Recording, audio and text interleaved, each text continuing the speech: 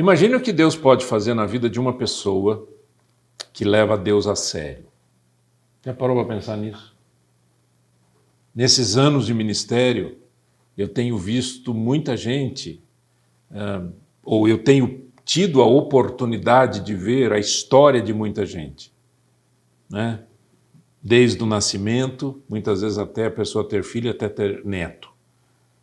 Essa questão da idade, né? A idade faz isso com a gente. Mas sabe o que eu quero dizer? Eu quero dizer que hoje tem algo muito incrível na sua vida para que você possa parar e pensar: eu quero ser uma pessoa de Deus e experimentar coisas incríveis. Eu volto daqui a pouco.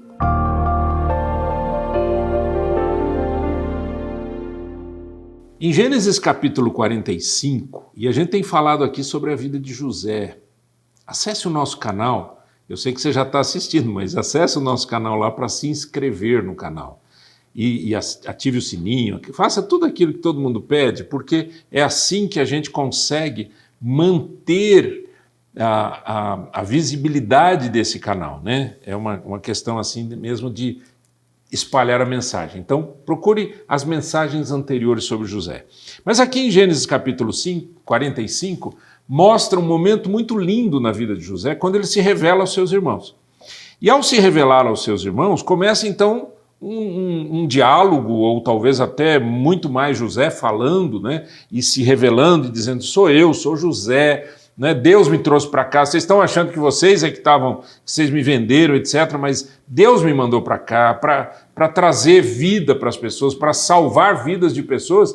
Por quê? Porque 7 anos de abundância e depois 7 anos de fome. A sabedoria para fazer essa administração aqui precisou de um homem de Deus, uma pessoa que levasse Deus a sério. E aí acontece algumas coisas aqui muito lindas. Quando, verso 16, Gênesis 45, 16, quando se ouviu no palácio do faraó que os irmãos de José haviam chegado, o faraó e todos os seus conselheiros se alegraram. Disse então o faraó a José: diga a seus irmãos que ponham as cargas nos seus animais, voltem para a terra de Canaã e retornem para cá trazendo seu pai e suas famílias. Eu lhes darei o melhor da terra do Egito e vocês poderão desfrutar a fartura desta terra. Quando você leva Deus a sério, Deus impacta a vida de outras pessoas ao seu redor.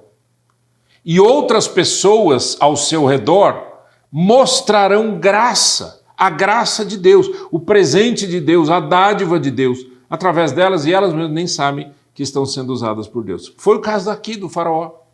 Quando o faraó dá essa ordem, você tem que pensar o seguinte: José era o segundo homem no Egito, mas ele não era o faraó. O faraó deixou bem claro lá no começo, dizendo assim: olha, você vai ser administrador, etc., ninguém pode ir contra você. Agora, você não está superior a mim, né? Você tem que pedir as coisas para mim. E José levou isso muito a sério, e ele era um homem de Deus, um homem muito obediente. Então, a graça de Deus através do faraó na vida de José e na vida da família de José. Você tem que pensar, cada um desses irmãos tinha filhos, tinha netos, né? E essa família bastante numerosa é que o faraó está chamando e dizendo: eu vou dar o melhor da terra para vocês. Vocês vão morar numa região que é uma região muito boa, que na verdade era ali perto do delta do Nilo. Delta do Nilo significa onde tem muita água, onde o Nilo, o rio Nilo está. Onde tem rio, onde tem água, tem fertilidade, né? Terra boa para plantar. No caso, eles eram pastores, né, de rebanhos. Então eles cuidavam de animais. E os egípcios, eles viam essa função como desprezível.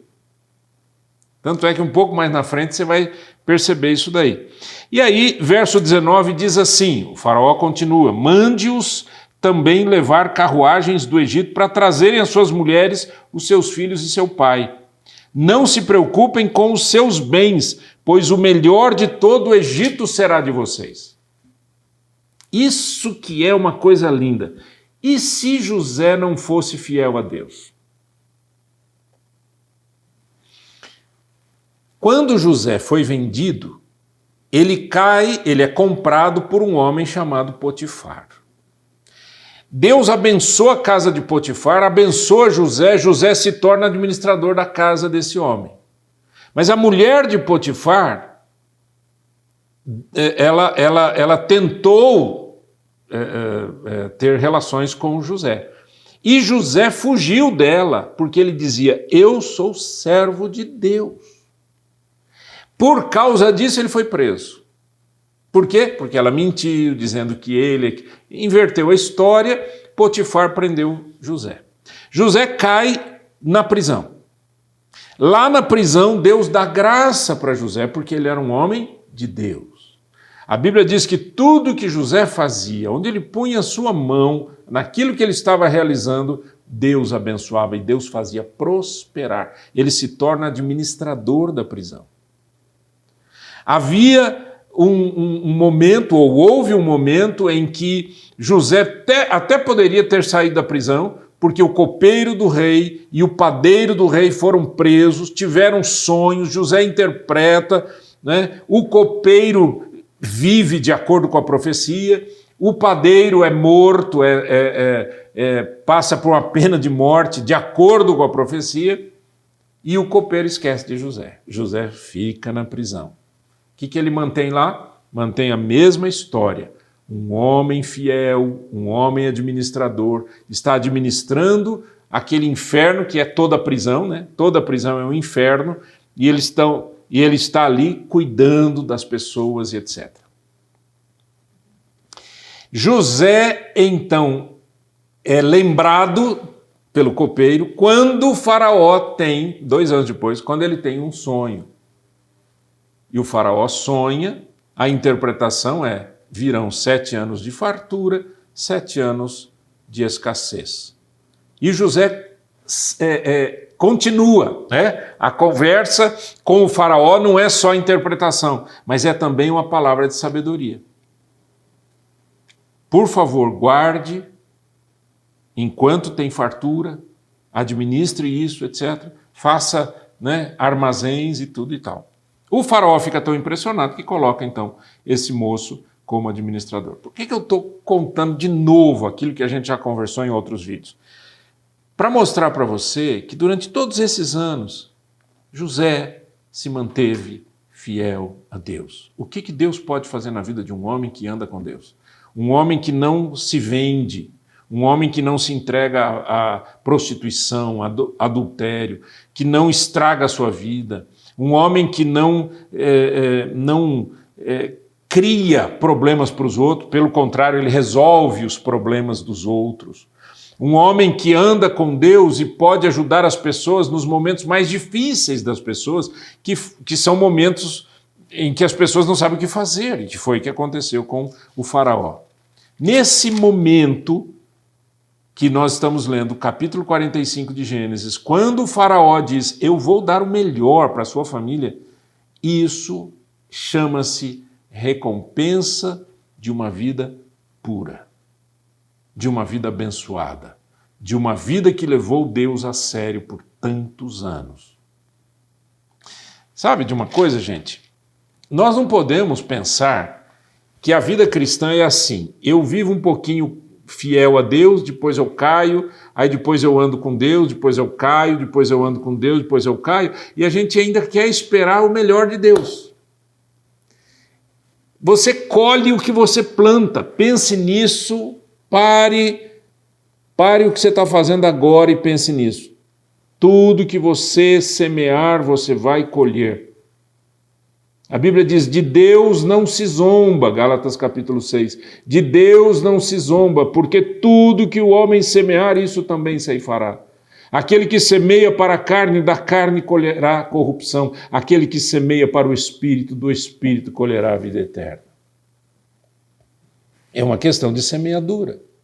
José semeou, foi um homem fiel, um homem obediente às autoridades, não criou problemas no Egito, adaptou-se ao Egito, aprendeu a língua e os costumes do Egito, tornou-se administrador do Egito por conta de toda essa sabedoria e colheu né, colheu o melhor.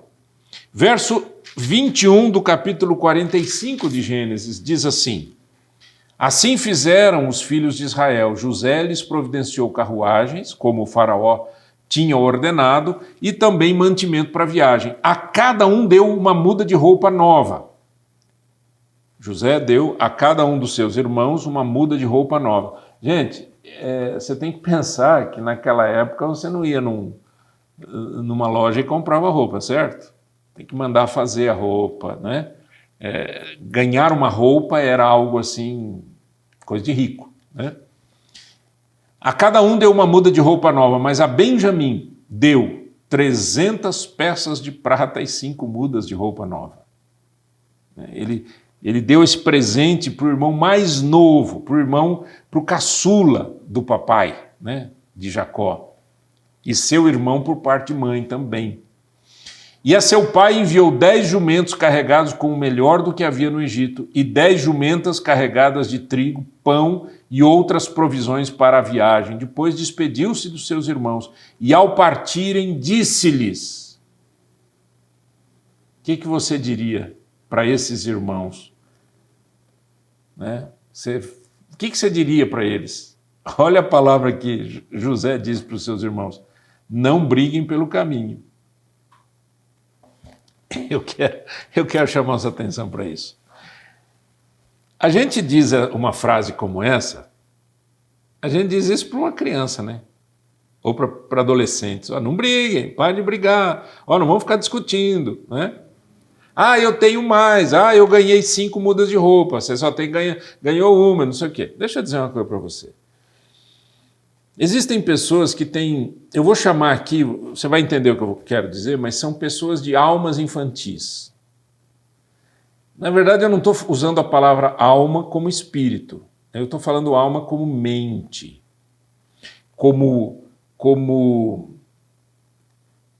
vamos dizer, inteligência emocional. Tem gente que emocionalmente é infantil. E José percebeu que os seus irmãos tinham essa característica. Vocês não vão brigar pelo caminho, né? Não que seja aquela briga de criança, mas aquele coração infantil, aquele coração que não é amadurecido, só olha para si, não olha para o outro. E quando olha para o outro, olha com inveja, com cobiça. Entendamos uma coisa nesse texto, gente. Deus quer que a gente cresça, que a gente amadureça. José amadureceu, o sofrimento de José levou-o ao amadurecimento, mas não apenas o sofrimento. E é aqui que está o ponto. José temia a Deus, amava a Deus, andava com Deus. Se você viver assim, se eu viver assim, o resultado da nossa vida é completamente distinto daquilo que você possa imaginar que vai ser algum dia.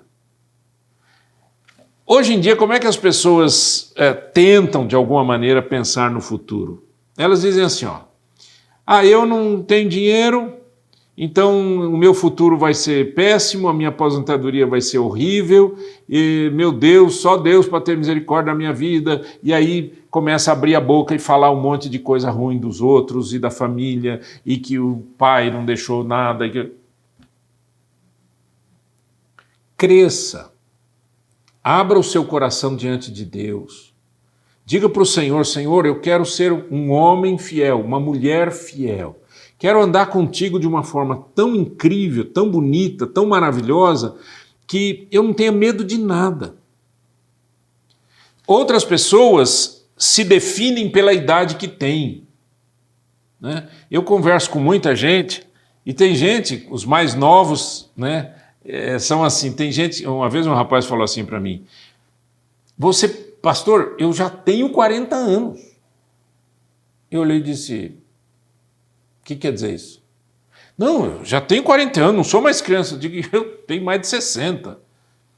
E estou trabalhando, estou desenvolvendo, criando coisas novas, abrindo a minha cabeça para outras coisas, estou estudando, estou aprendendo. O que tem a ver? A idade não define quem você é. O que define quem você é se você serve a Deus ou se você não serve a Deus. de acordo com o livro de Malaquias, o último capítulo do livro de Malaquias. Vocês vão ver a diferença entre quem serve a Deus e quem não serve a Deus. Esse é o ponto, né? Eu comecei esse vídeo dizendo, olha, o que Deus pode fazer na vida de um homem que é servo de Deus, que é temente a Ele, que anda com Ele. E você vê pela história de José as bênçãos incríveis. Então, quando eles partiram, verso 35, do Egito e voltaram a seu pai Jacó na terra de Canaã e lhe deram a notícia, José ainda está vivo. Na verdade, ele é o governador de todo o Egito. Chegaram lá e avisaram o papai, né? O coração de Jacó quase parou. Óbvio, né, gente? O homem tinha mais de 120 e tantos anos. Jacó quase parou, não podia acreditar neles, mas quando lhe relataram tudo o que José lhes dissera, e vendo Jacó, seu pai, as carruagens que José enviara para buscá-lo, imagina se fosse hoje assim, ó, seriam limusines, né? Ele falou, o que essas limusines, o que estão fazendo aqui com esses carrões aí? Não, é o governador lá, mandou buscar o senhor. Quem é esse homem? Seu filho. Quem? José. Como? Vocês não falaram que ele tinha morrido? Que coisa, né? Que história incrível. E me chama muito a atenção porque é uma história de muitas famílias. Isso daqui é a história de uma família, né? E aí continua. Quando ele viu, então, as carruagens que José enviara para buscá-lo, seu espírito reviveu. E Israel disse, basta, meu filho José ainda está vivo, irei vê-lo antes que eu morra. Que privilégio que esse homem teve, né? Poder ver o filho novamente, um filho que ele já havia enterrado, sem o corpo, né? Um luto que ele havia feito por muitos e muitos anos. E então ele vai para o Egito, capítulo 46, você vai ver isso, e eu quero apenas ler o começo do capítulo 46, para a gente partir aqui para a nossa conclusão. Israel, também Jacó é Israel, Israel partiu com tudo o que lhe pertencia.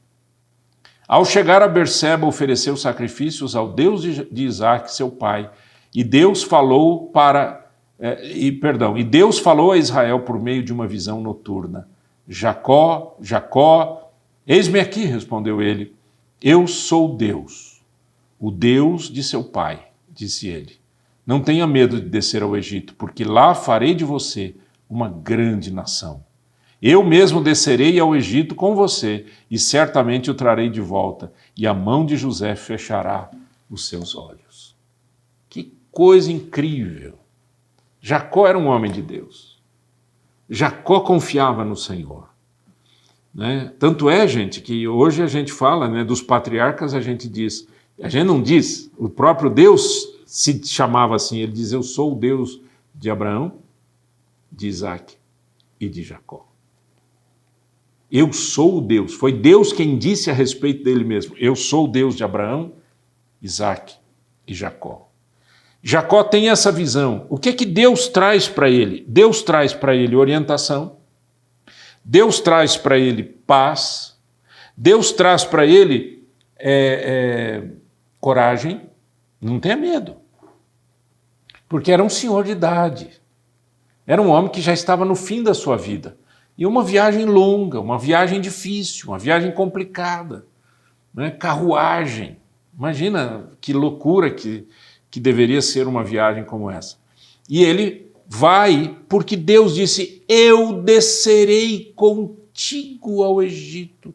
Meu amigo, quando Deus diz uma coisa como essa, você vai a qualquer lugar, não é verdade? O Senhor disse, eu vou com você. Aí você vai dizer assim, ai, que privilégio, né? Como eu gostaria que isso acontecesse comigo também. Mas quando você lê Mateus, o último capítulo do livro de Mateus, capítulo 28 do livro de Mateus, eu estou abrindo aqui, quando Jesus Cristo chamou os discípulos, já Jesus ressurreto, ele chama os discípulos, né?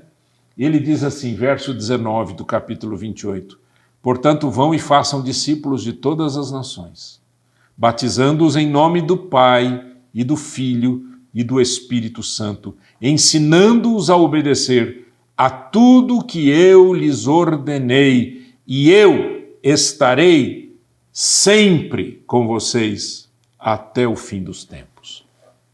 A promessa é a mesma. Quando você anda com Deus, faz a vontade de Deus, leva Deus a sério na sua vida, anda com sinceridade, com amor diante do Senhor, obedecendo às Escrituras que são a verdade de Deus para nós, Deus diz: eu estarei com vocês para sempre,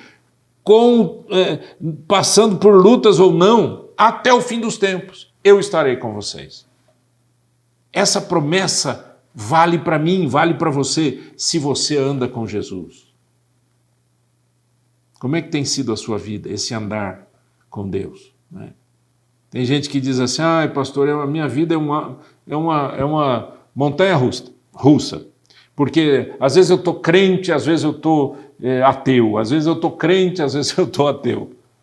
E eu vou dizer para você, larga de infantilidade. Largue de ser uma pessoa tola. Acerta os passos com Deus. Você não precisa subir e descer. Você tem que ter uma vida de fé inabalável. Mas é que o mundo muda. O mundo vai mudar e vai piorar. E a pergunta que eu faço é: onde está o seu coração? Onde está a sua fé? Quem é o teu Deus? Qual é o tamanho desse Deus? Jacó sabia quem era o seu Deus. José sabia quem era o seu Deus. Por isso a história dele está aqui, revelada para a gente, para despertar no nosso coração uma nova história. Vamos orar? Permita, Senhor, que as nossas vidas sejam agradáveis a Ti e que o nosso coração seja um coração temente a Deus, obediente à Tua palavra, e que andemos nós em novidade de vida segundo a Tua vontade, em nome de Cristo. Amém e amém. Deus te abençoe.